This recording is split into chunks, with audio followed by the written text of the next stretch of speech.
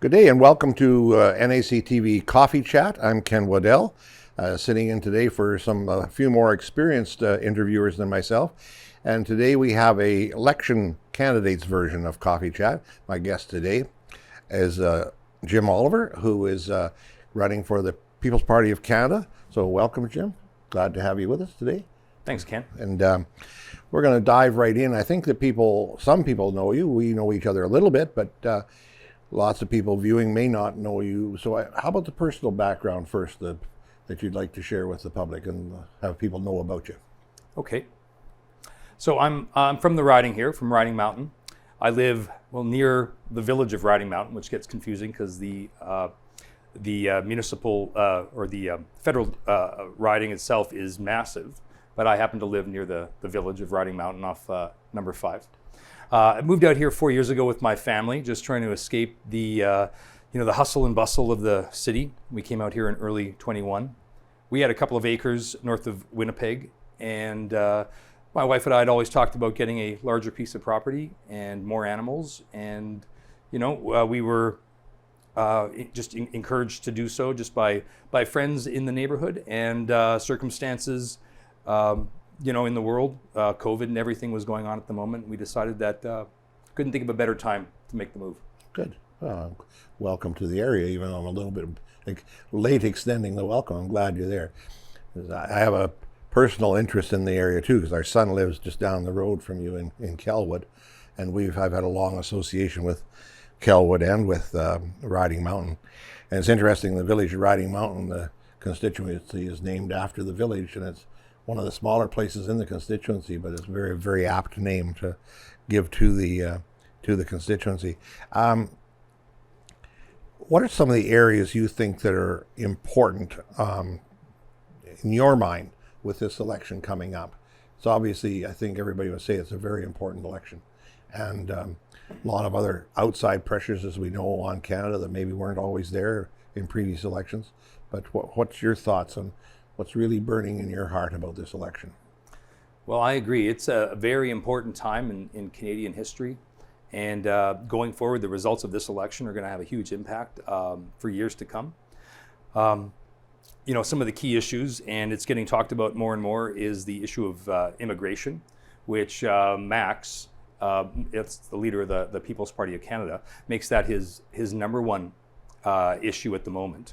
So both the Liberals and the Conservatives have talked about reining in, slowing down immigration, because it's apparent that the consequences of unchecked immigration have been dire. The housing market has been so hot and now becomes unattainable for most young families, like Canadian families, can't afford to get into housing because the price of a new home or of a home has doubled or tripled over the last 20 years. Social services are being taxed. I've heard about sewage issues just in the city of Winnipeg, where they are having a hard time keeping up because there's just so many more people. It's estimated we have more than 500,000, more than 5 million immigrants on visas, many of which are expired or expiring, and the system in place to control or mitigate the results of having immigrants that aren't citizens and aren't accountable to the system has been limited. And so going forward, there needs to be, some sort of control implemented so that that Canadians aren't suffering as a result of mass immigration without any sort of oversight. Okay. Go ahead. Beyond that, the People's Party is especially concerned with the issues surrounding radical gender ideology. So that's one that strikes a chord with me.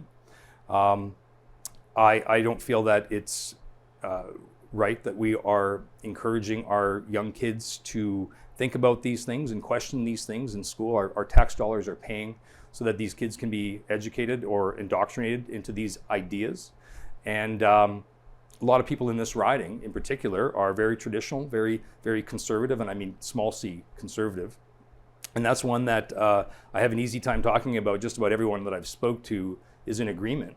They don't think that men should be competing in women's sports, and we're starting to see the tide turning there with athletes being stripped of medals and awards, men competing in women's sports, because there has been a pushback. And so that's encouraging to me. So in the future, I'm hoping that this becomes a bizarre thing of the past, that we can look back and scratch our heads and wonder why it ever took such a foothold in our society. But for now, it's going to take some concerned people to voice their opinion and try to make a difference about this as far as government or public policy is concerned. In Western Manitoba, we have two major educational facilities, Brandon University and ACC, and I've not talked to them personally, but I've read some stuff in the media that they are reeling a little bit from the cutbacks in the number of student visas because they'd come to depend on that higher level of fees, but that is a problem and for them, but it's also a problem for the housing in Brandon. Here we have a number of immigrants, like hundreds and hundreds in Neepawa, but they're almost all of them employed at the hog plant. So it's a little different situation. But what do you have any ideas about housing? How that could be? And I don't mean to put you on the spot, but even as personal ideas, never mind what PPC believes about housing or how we could handle housing differently in Canada. Do you think? And I am curious for your thoughts, if you have any words of wisdom on that. Well, both the Liberals and the Conservatives are talking about investing more government money into building housing to accommodate all the people who don't have houses, but they're not talking about reducing in any significant way the immigration that we're facing at the moment. So the current People's Party position is that we need a moratorium on immigration. Since 2018, Max has been advocating for reducing immigration, reducing mass immigration, because for him the writing was on the wall. Where we were trending as far as the numbers and the repercussions was obvious to him and probably to a lot of people, but that it wasn't a popular topic in Ottawa. And the Liberals and the Conservatives were both advocating for more and more. And if you've seen the images of Pierre and Justin and even Mark Carney with their turbans on, catering to their immigrant supporters, it's obvious in a number of ways why it's beneficial to them. Every new immigrant is a potential voter, especially if you treat them right. And I have no problem with immigrants. My mother was an immigrant. But the real issue is we have people at home that are in need of our support, so that the country, the government, needs to make that the priority, so that before we are inviting unchecked people into this country without a real interest in the final benefits. So for sure we gain tuition fees, we gain a number of advantages by inviting newcomers here to this country. But typically once they've completed their stay here, they've completed their education, we expect them to return home or to become citizens, not just hang around because it's a good place to be. It's a great place, so can't blame anyone for wanting to come here. But we need to think of Canadians first, and it seems like that has almost been secondary over the past decade to the point where we've reached this crisis. So as far as a solution, making the initial first change would be to stop immigration completely, and then to basically manage what we've got in our hands. We've got so many people who are here illegally now. I think it was the number I was giving before. We've got 500,000 visas that are ready to expire right now, and so a lot of these people are just they're in the wind. We don't know where they are. We don't know what they're doing. They're here in this country, and the way things have been going, we can expect more of the same unless we take a serious look at the policies that are in place that allow newcomers to come in here, for what reason and for how long. So I'm all for helping out, especially when people are in need, but we can't do it at the expense of our own people who have put into the system and spent their whole life working. A newcomer here can get more in a handout from the government than a veteran or somebody on old age pension.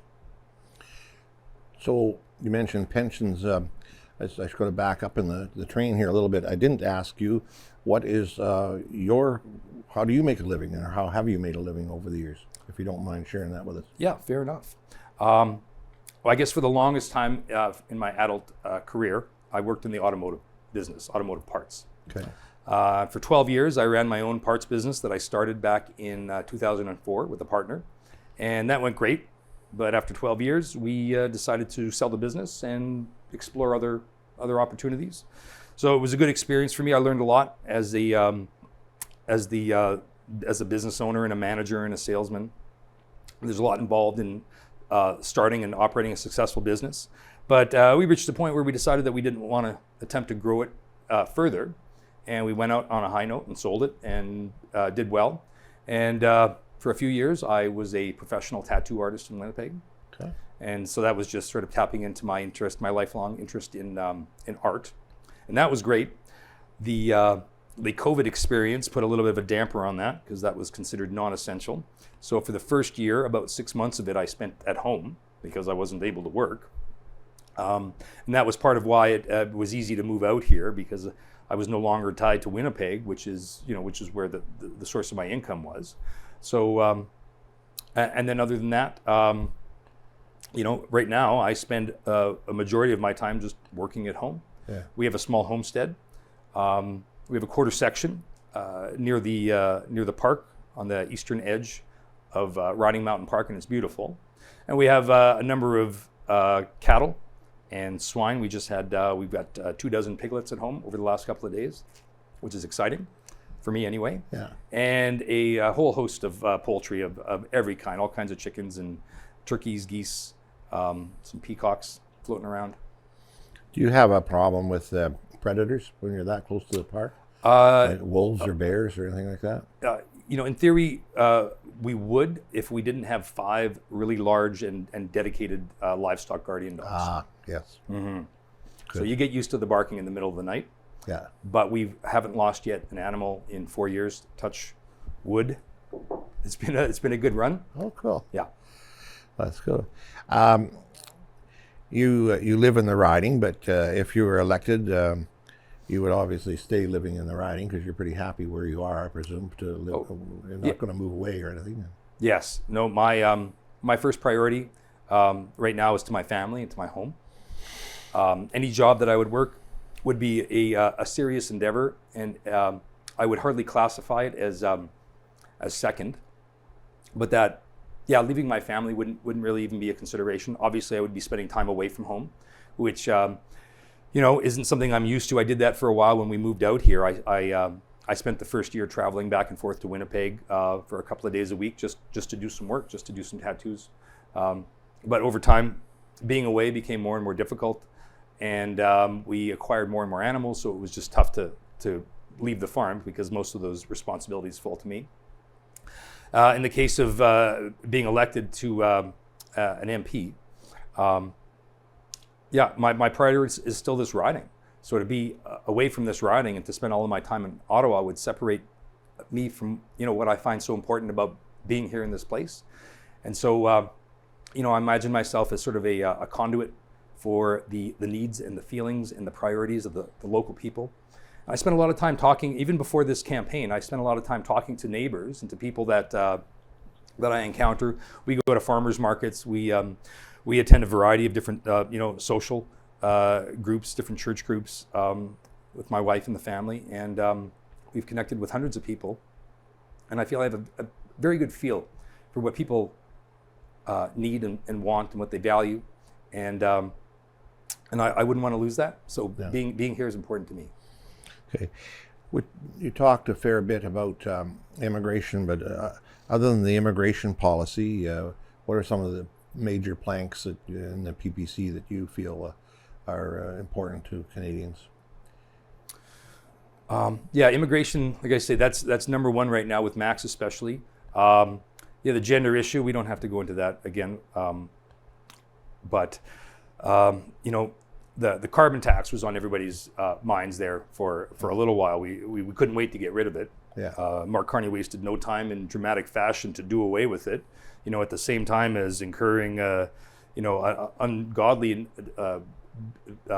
amount of spending without any sort of parliamentary oversight. I forget the exact number, but it was something in the trillions of dollars that he had earmarked for a variety of projects and for funding that without any real indication of what the money was intended for.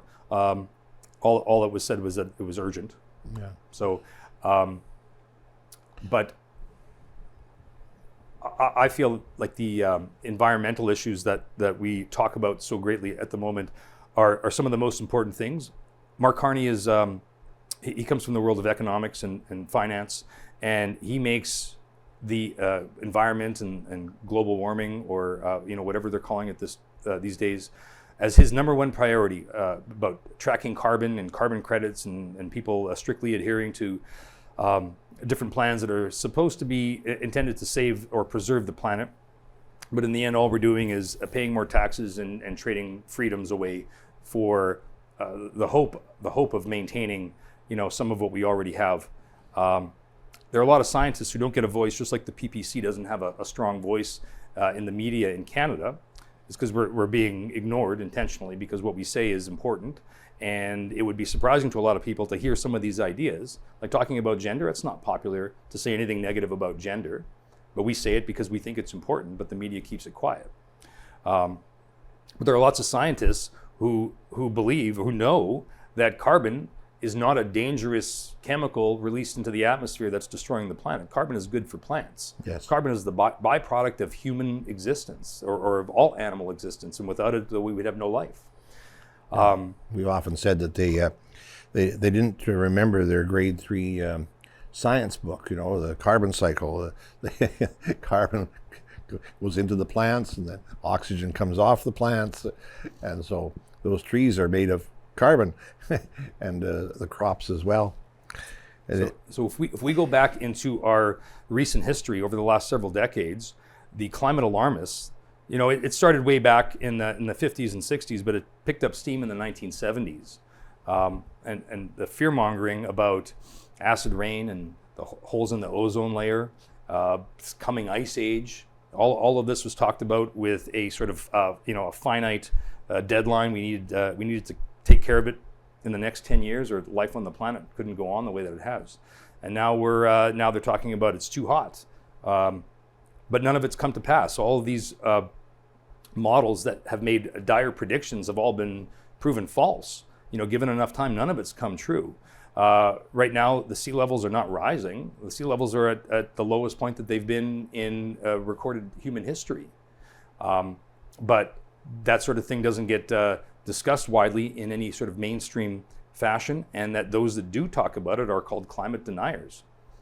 No one's denying the climate. The climate exists. We were just talking about the details. To say that we are in peril because of our modern activities is false.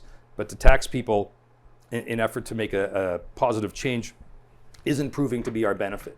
So right now we've got the carbon tax gone. So I'm glad. Obviously, I'm glad gas is cheaper. But I mean, the motive is fairly transparent. I mean, you're going to buy some votes with some cheap gas. Yeah. I do like how it's taken away Pierre Poilievre's steam as far as that topic is concerned. Obviously, the PPC would have been in favor of doing away with that and lots more. All of our global initiatives are tied to the Paris Peace Accord, the Paris Climate Accord. And despite getting rid of the carbon tax, Mark Carney and also Pierre Poilievre don't want to separate themselves from that UN agenda.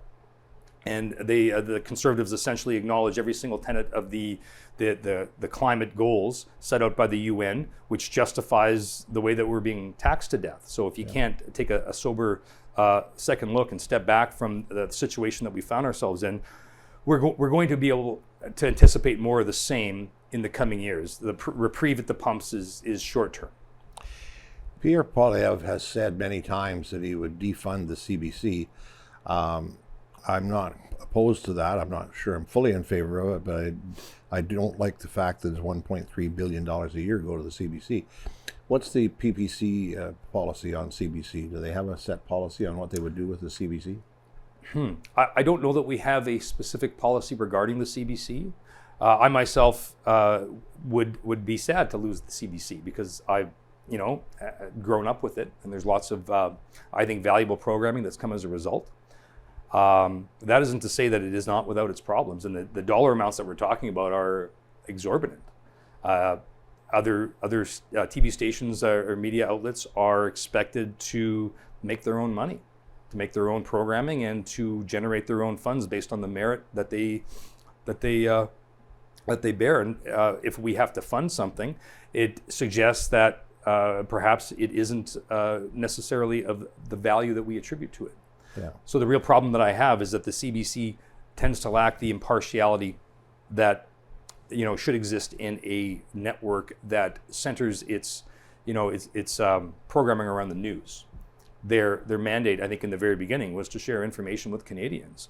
But a great amount of what we see on the CBC, or really any news program, is heavily biased, and obviously it's going to be biased in the direction of whatever entity is paying the bills. So at the moment, the CBC is a Liberal enterprise.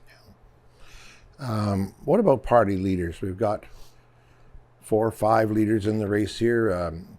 How do you think of the leaders?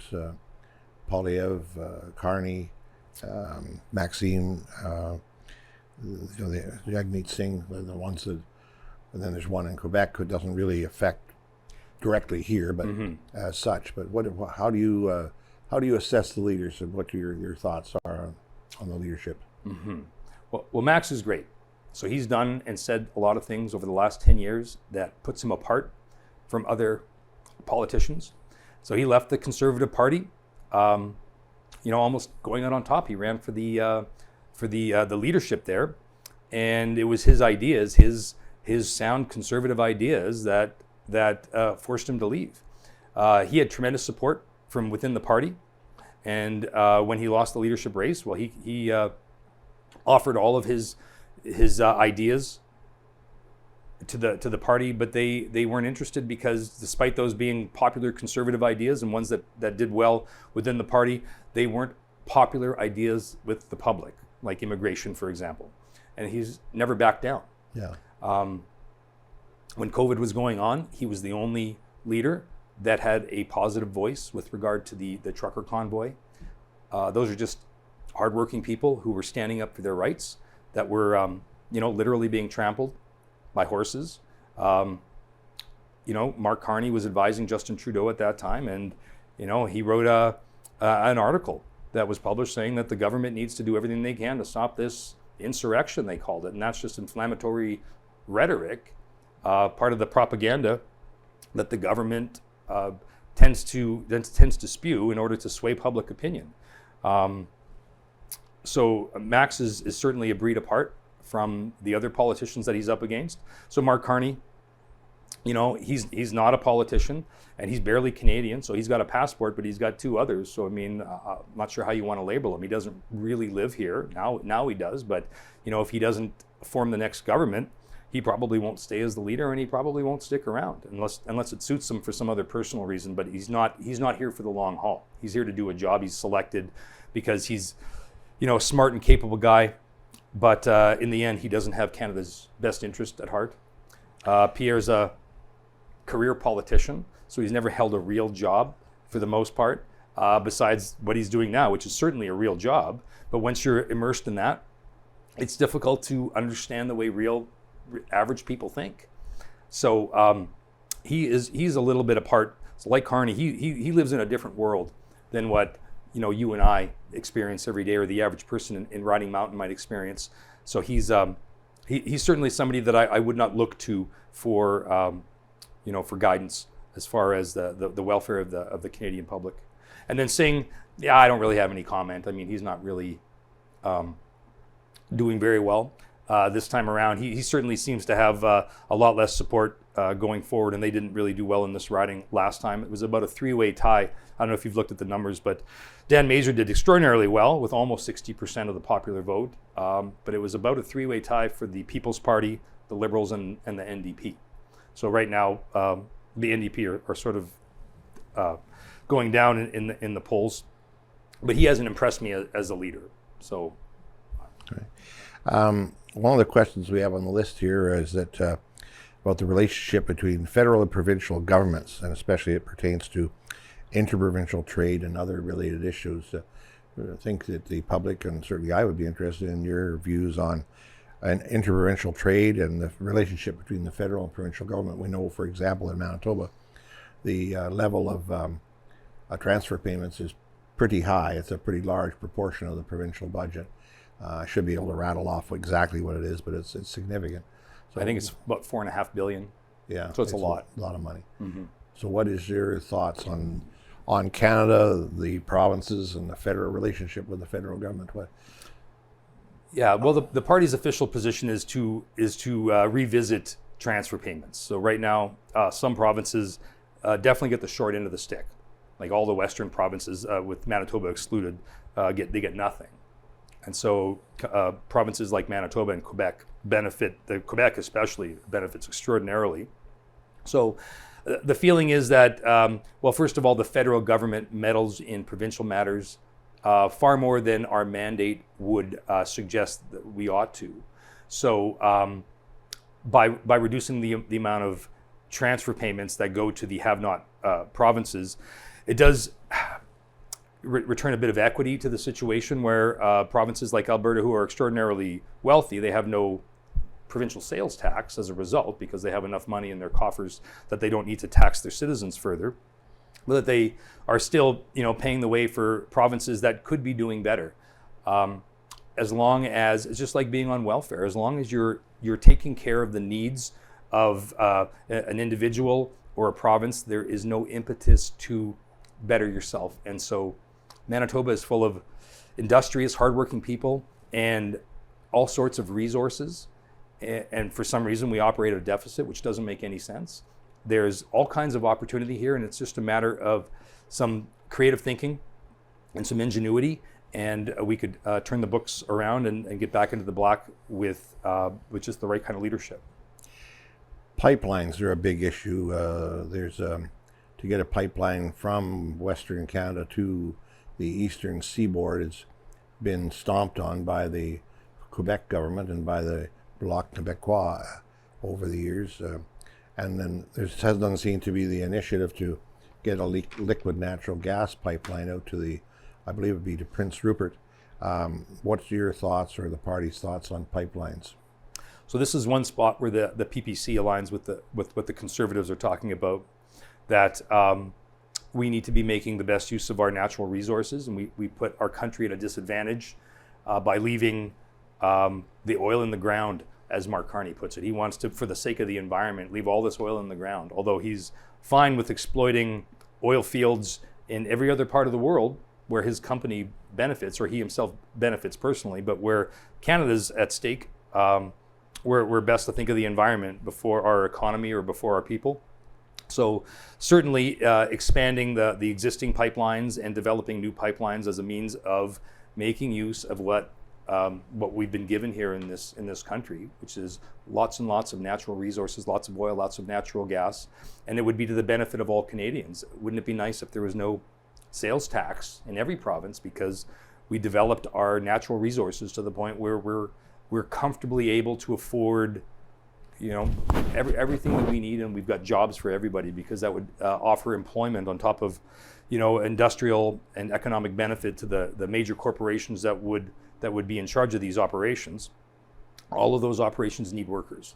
So in the end, it's a win-win for everyone. So we're near the end of our appointed time here, but tell me a little bit about some of the things, if you care to share, of some of the nice experiences you've had going around the constituency and talking to the people. And have you been able to get to most parts of the constituency? It's a lot of travel. It's a big riding. So in the last couple of weeks, I have made a sincere effort to visit as many corners of the riding that I can. And regrettably, I'm not going to make it everywhere. So I still have it in mind to go to Swan River, but it's a bit of a trek, so that's going to be an all-day event for me. But I'm finding a great number of supporters everywhere. What I've experienced, well, some of the things I've talked about, it seems like there's a consensus on almost all the issues that I've talked about. The gender issue, the environment issue, people and immigration as well. People are fed up with a lot of the things that are being forced upon them. Things like the gun ban, that's one that hits home here, because there are so many hunters and so many farmers who, for them, these are tools. And they're being treated like criminals, where the real criminals are unaffected. these laws don't apply to them. I mean, they do, but because they're criminals, it's irrelevant. Yeah. So the gun ban should be removed. In fact, the whole system, as far as gun registration and the PAL should all be revisited, because right now it's simply limiting the law-abiding citizens' ability to access firearms, and it's not fair. And that's one of the big things I've heard about by traveling around. Yeah. Maybe not a fair question to ask you just without any warning, but I assume living where you are, you have a firearm in case you absolutely need it to protect your livestock, or do you have a firearm? Or do the dogs do the job? Yeah, fortunately my dogs have done the job. I did take the PAL course here in Nipawa the year I got here, but just being busy and distracted, I never filed the paperwork. So I have done some shooting and some hunting with friends, and so that's completely permissible under the current rules. As long as you're with somebody who's registered. So I enjoy that, and that's been a good experience for me. It's something that I do intend to do in the future, but I've never been a hunter. So now that I'm out here, I want to. My time is limited, so it's split between my animals and my children. So it is something in the near future that I intend to take up. But so I don't have it at the moment, but I do have my sights set on something like that. Pardon the pun. Yeah. So just as we a couple of minutes left here, I want to give you the time to speak freely and directly to the audience about how you would sum up your candidacy. Well, I'm not a politician, so this is my first endeavor in something of this sort. But I was compelled to do it simply by the state of things and my commitment to the community, my family. Having read the platform from the PPC party, it inspired me to think long and hard about, my role in this world and how I could make it a better place. Having spoken to Maxime personally, encouraged me to, to strive for, something to make a positive difference in this riding and in this country. So it might seem a little bit, melodramatic to talk like that, but Canada's on a poor trajectory, and if things continue the way that they have been, it won't be long before all of our freedoms have been taken away. Like the freedom of speech is something that a lot of people are concerned about. Bill C-63 has come back into the news, and Mark Carney is talking about revisiting that and getting it passed, and essentially it's going to silence any dissenting voice on the internet. So right now, to a certain extent, we can speak freely about our opinions, but a lot of the things that I say, that I've said to you right now, might land me in jail or get me fined because I hurt somebody's feelings. But that's what we're facing. Yeah. So if we don't talk about it, if we don't speak up right now, it won't be long before the opportunity is gone. I appreciate that. Well, I want to thank you very much for being here. And Jim Oliver, PPC candidate, People's Party of Canada, in Riding Mountain constituency. And he's new to politics, as he says, and obviously quite well spoken and very willing to engage with people. So we thank you for being with us, Jim. And this is Ken Waddell on behalf of NAC TV Coffee Chat, the election version. And so thank you for being with us, and we'll see you next time. If you have anything you'd like to discuss with NAC TV, please feel free to email us or to drop in and see us here at the studio. We're right across from the Bank of Montreal on Mountain Avenue in downtown Nipawa. Thank you for being with us.